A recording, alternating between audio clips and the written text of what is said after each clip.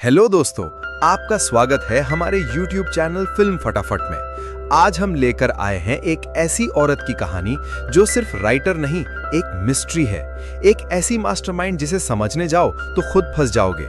नाम है basic instinct 2। कहानी की शुरुआत होती है लंदन की एक बर्फीली रात में। एक स्पोर्ट्स कार हवा से बातें कर रही है। ड्राइविंग सीट पर है कैथरीन ट्रैमिल, ग्लैमरस, कॉन्फिडेंट और आंखों में एक अजीब सा स्पार्क। पैसेंजर सीट पर है football star Kevin Franks. Catherine flirt करते हुए कहती है, तुम्हें स्पीड पसंद है केविन, मैं और तेज चला सकती हूँ। कॉन्वर्सेशन ग्रेजुअली बोल्ड होता जाता है। दोनों रोमांस करने लगते हैं। कार की स्पीड 100 के ऊपर और फिर अचानक क्रैश। कार रिवर के अंदर गिरती जाती है। कैथरीन खुद को बचा लेती है, लेकिन केविन कार में फंसा रह जाता है और डूबकर मर जाता है। पुलिस इन्वेस्टिगेशन शुरू करती है। वो कैथरीन को इंटरोगेशन के लिए बुलाती हैं। वो काम, पॉइज्ड और फ्लर्ट करने के अंदाज में उनके सामने बैठी होती हैं।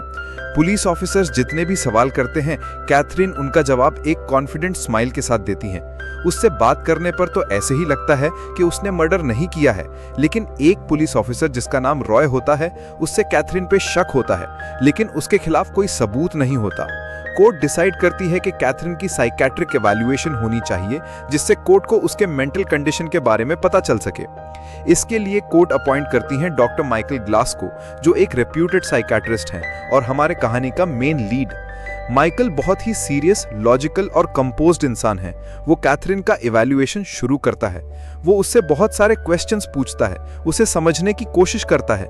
माइकल को उससे बात करके समझ आता है कि कैथरीन एक ऐसी लड़की है जिसे रिस्क लेना बहुत पसंद है, और जो मर्डर हुआ है वो बिल्कुल उसके लिखे नॉवल के हिसाब से हुआ है। लेकिन वो श्योर नहीं है कि मर्डर उसने ही किया है, इसीलिए वो कोर्ट को बताता है कि कैथरीन ने मर्डर नहीं किया होगा। पुलिस के पास भी कोई सबूत ना होने के कारण वो रिहा हो जाती है। अब शायद कैथरीन को माइकल पसंद आ गया है, इसीलिए वो डिसाइड करती है कि वो माइकल से अपना इलाज करवाएगी। जब कैथरीन उसके क्लिनिक में पहली बार आती है, कैमरा उसके रेड लिप्स, हिप्नोटिक आंखों और पावरफुल प्रेजेंस को कैप्चर करता है। वो माइकल से काफी सिडक्टिव तरीके से बात करती है। माइकल ट्राई करता है न्यूट्रल रहने का, लेकिन उसके अंदर कुछ तो शिफ्ट होता है। वो भी शायद उसे पसंद करने लगा है। कैथरीन सॉफ्टली पूछती है, आपको कैसे लगता है जब कोई आपकी आंखों में देखता है और सोचता है कि आप उसे समझ सकते हैं? ये सुन के माइकल कंफ्यूज होता है, उसे कुछ समझ नहीं आता।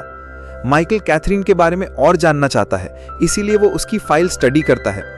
उसे पता चलता है कि कैथरीन के पास्ट में कई मर्डर्स हुए हैं और सब मर्डर्स उसकी लिखी कहानियों के हिसाब से हुए हैं। पुलिस को उसके खिलाफ कोई सबूत ना मिलने के कारण वो हमेशा बच जाती है। माइकल श्योर नहीं है कि सारे मर्डर्स कैथरीन ने किए हैं या बस ये एक कोइंसिडेंस है कि सारे मर्डर्स उसकी लिखी कहानियों के हिसाब से होते हैं। एक रात कैथरीन उससे एक प्राइवेट पार्टी में मिलती है। हाई हील्स, टाइट ड्रेस और डेडली कॉन्फिडेंस। वो माइकल को अट्रैक्ट करने की कोशिश करती है और कहती है, आप मुझे कैसे डायग्नोस करेंगे डॉक्टर ग्लास? आपके सारे टूल्स यहाँ काम नहीं करते। माइकल अपने थॉट्स को कंट्रोल करने की कोशिश करता है, क्योंकि वो अपने क्लाइंट्स के साथ क्लोज नहीं होता। लेकिन कैथरीन उसके दिमाग में घुस चुकी है। वो उसे बहुत पसंद आ गई है। वो उसके साथ फिजिकल होना चाहता है। अगले सीन में दिखता है एक लड़की डेनीज, जो माइकल की एक्स वाइफ है। उसने दूसरी शादी कर ली है एडम टावर के साथ। एडम एक दिन अपने अपार्टमेंट में अजीब हालत में डेड मिलता है। ये देखकर डेनीज डर जाती है और माइकल को कॉल करके बुलाती है। वहां माइकल को एक सिगरेट बॉक्स दिखाई देता है। ये वही बॉक्स है जो कैथरीन यूज करती है। वो समझ जाता है कि ये मर्डर भी कैथरीन से जुड़ा हुआ है। ऑफिसर रॉय वहां आता है। वो माइकल से पूछता है, क्या तुम इस सिगरेट बॉक्स के बारे में जानते हो? माइकल कुछ नहीं बताता, क्योंकि वो कैथरीन को फंसाना नहीं चाहता। कैथरीन अपने नेक्स्ट सेशन के लिए माइकल से मिलती है। माइकल उससे पूछता है, क्या तुमने एडम को मारा? वो बोलती है, अगर मैं बोलूं कि मैंने मारा तो क्या तुम यकीन करोगे? माइकल कुछ नहीं बोलता, पर वो अब भी परेशान है। तभी बीच सेशन में कैथरीन सिगरेट पीने लगती है। माइकल गुस्से में उसे सिगरेट रखने को बोलता है। माइकल का गुस्सा देखकर कैथरीन को जैसे कुछ हो गया हो, जैसे वो माइकल के तरफ और अट्रैक्ट हो गई हो। वो माइकल के सामने बहुत ही सेडक्टिव तरीके से बैठकर बहुत सारी गंदी बातें करने लगती है। वो कहती है, जब तुम मेरे साथ सोने का सोचते हो तो तुम्हारे दिमाग में क्या चलता है? किस पोजीशन में करने का सोचते हो? मुझे पता है तुम सोचते हो। माइकल कुछ नहीं बोलता, वो बस चुप रहता है। कैथरीन जाते जाते कहती है, अब मुझे तुमसे कोई ट्रीटमेंट नहीं करवाना। शायद वो माइकल के गुस्से का बुरा मान गई है। ये सुन के माइकल थोड़ा स्ट्रेस में आ जाता है। वो अगले दिन भी उसका वेट करता है। वो नहीं आती। वो कॉल करता है, पर कैथरीन उसका कॉल रिसीव नहीं करती। अब माइकल बहुत ज्यादा स्ट्रेस में रहने लगा है। जैसे वो उसके लिए पागल हो गया हो। इन सब की वजह से माइकल के करियर में डिस्टर्बेंस आने लगा है। कलीग्स उसके बिहेवियर को लेकर कंसर्न एक्सप्रेस करते हैं। एक सीनियर ऑफिसर मिलानिका माइकल को वार्न करती है। वो कहती है कैथरीन सिर्फ कैरेक्टर नहीं लिखती, वो उन्हें जीती हैं। माइकल के आसपास लोग मर रहे हैं या डिसअपियर हो रहे हैं। हर इंसिडेंट कैथरीन से जुड़ा है, लेकिन सबूत कभी नहीं मिलता।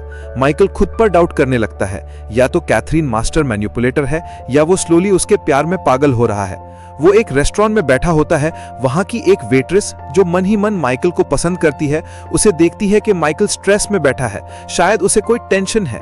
वो उससे बात करती है और फिर दोनों के बीच रोमांस होता है, लेकिन माइकल के दिमाग में सिर्फ कैथरीन होती है। उस वेट्रेस में भी उसे कैथरीन दिखाई देती है। माइकल एक दिन कैथरीन का पीछा करता है। उसे दिखाई देता है कि कैथरीन एक लड़के से बात कर रही है जो कि एक सेक्स वर्कर है।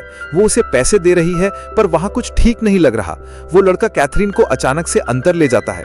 ये देखकर माइकल को लगता है कि कैथरीन खतरे में है। वो उसे बचाने के लिए उनके पीछे भागता है, लेकिन वहां उसे कोई नहीं मिलता। वो दोनों अचानक गायब हो चुके हैं। तभी माइकल को कुछ आवाजें सुनाई देती हैं। वो जाके देखता है तो वहां कैथरीन उस लड़के के साथ रोमांस कर रही है। वो काफी एंजॉय कर रही है और माइकल को अजीब तरीके से लुक देती है। ये देखकर माइकल और ज्यादा दुखी हो जाता है। एक दिन माइकल अपनी एक्स वाइफ डिनीज से मिलने जाता है। उन दोनों में कुछ कहासुनी होती है। डिनीज वहां से गुस्से में निकल जाती है। वो उसे मनाने जाता है। वो उसे ढूंढता है, पर वो नहीं मिलती। फिर अचानक डिनीज की लाश दिखती है। उसका किसी ने मर्डर कर दिया होता है। वहां सिर्फ माइकल होता है, इसीलिए पुलिस माइकल से पूछताछ करती है। पर ऑफिसर रॉय को पता है ये मर्डर माइकल ने नहीं, कैथरीन ने किया है। यहाँ हमें पता चलता है कि ऑफिसर रॉय कैथरीन के पीछे क्यों पड़ा है, क्योंकि जो पहले मर्डर्स हो चुके थे उसका इंचार्ज रॉय ही था, और वो एक भी केस सॉल्व नहीं कर पाया था क्योंकि उसको कैथरीन के खिलाफ कभी कोई सबूत नहीं मिला था। वो माइकल से कहता है, तुम मुझे कैथरीन के खिलाफ सबूत लाके दो। माइकल कुछ नहीं कहता। वो वहां से चला जाता है और सीधा कैथरीन के घर पहुंचता है। वो उससे पूछता है, क्या तुमने डिनीज को क्यों मारा? वो बात को घुमा देती है और कहती है, तुम्हें ऐसा क्यों लगता है कि सारे मर्डर्स मैंने ही किए हैं? या फिर ये हो सकता है कि तुम्हें मर्डरर पसंद हो, इसीलिए तुम मुझे मर्डरर साबित करना चाहते हो। बात करते करते दोनों के बीच रोमांस होता है। पहले किस और फिर दोनों फिजिकल होते हैं।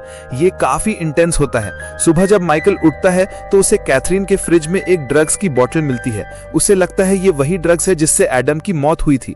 वो उसे अपने पास रख लेता है। अगले सीन में दिखाई देता है कि एक लड़के की अजीब तरीके से डेथ हो गई है। ये वही लड़का है जिसके साथ कैथरीन रोमांस कर रही थी। ये मर्डर भी कैथरीन के लिखे नॉवल के हिसाब से हुआ है। ऑफिसर रॉय माइकल को वहां ले जाता है। उसे वो लाश दिखाता है और कहता है, ये मर्डर भी उसने ही किया है, तुम हमारी मदद कर सकते हो। वो लाश देखकर माइकल शॉक में होता है। वो ड्रग्स की बोतल ऑफिसर रॉय को देता है और चेक करने के लिए कहता है कि इसमें क्या है, पर यह नहीं बताता कि उसे ये बोतल कहां से मिली।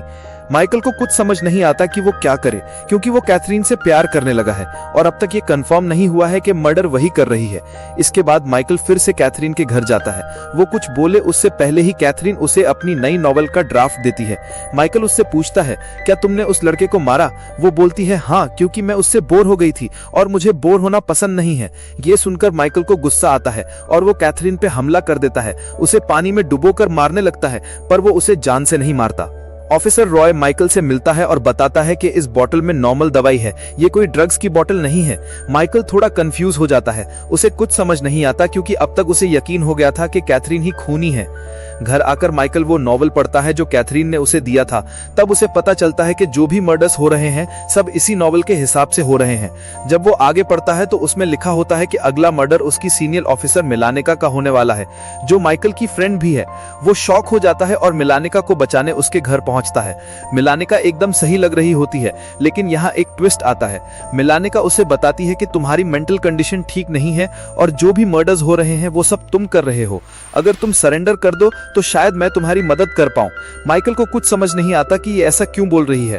तभी उसे वहां कैथरीन दिखाई देती है जो पहले से वहां थी। माइकल को लगता है इसी ने मिलानिका को मेरे खिलाफ भड़काया होगा। वो उसे मारने आगे बढ़ता है। इससे मिलानिका को धक्का लग जाता है और वो गिर जाती है। उसे चोट लग जाती है। माइकल फिर से कैथरीन को मारने आगे बढ़ता है। तभी कैथरीन उसके गले पर गन रख देती है और कहती है, मैंने कोई मर्डर नहीं किया, अगर तुम्हें यकीन नहीं तो ये लो, और वो गन माइकल को दे देती है। माइकल को कुछ समझ नहीं आ रहा होता कि क्या क्या हो रहा है। वो कैथरीन को मारने ही वाला होता है, तभी ऑफिसर रॉय वहां आ जाता है। माइकल कैथरीन को ना मारकर रॉय पर गोली चला देता है। उसे समझ नहीं आता उसने ऐसा क्यों किया। रॉय मरते मरते कहता है, इस लड़की पे भरोसा मत करना। इसके बाद वहां पुलिस की टीम पहुंचती है। उन्हें माइकल के हाथ में गन दिखता है, वो उसे अरेस्ट कर लेती हैं। सीन शिफ्ट होता है। माइकल एक पागल खाने में है, उसकी हालत बहुत खराब हो चुकी है। कैथरीन वहां आती है। उसने एक बुक लिखी है माइकल के लाइफ के ऊपर। वो उसे बताती है कि जो भी मर्डर्स हो रहे थे वो तुम कर रहे थे, मैं नहीं। कैसे तुमने सबसे पहले एडम को मारा और फिर उसका गला बेल्ट से बांध दिया, उसके बाद अपनी एक्स वाइफ दिनीज को मारा। कैथरीन उसे एक किस करती है और वहां से जाने लगती है। माइकल वो बुक ओपन करता है और उसमें लिखा होता है, ये सब मैं तुम्हारी मदद के बिना नहीं कर पाती, माय लव। माइकल के फेस पे एक स्माइल आ जाती है। हमें पता ही नहीं चलता कि वो सारे मर्डर्स किसने किए, माइकल ने या कैथरीन ने। आई होप आपको ये कहानी पसंद आई होगी। अगर पसंद आई हो तो वीडियो को लाइक करें, चैनल फिल्म फटाफट को सब्सक्राइब करें और कमेंट में बताएं कि मर्डरर कौन है, माइकल या कैथरीन। धन्यवाद।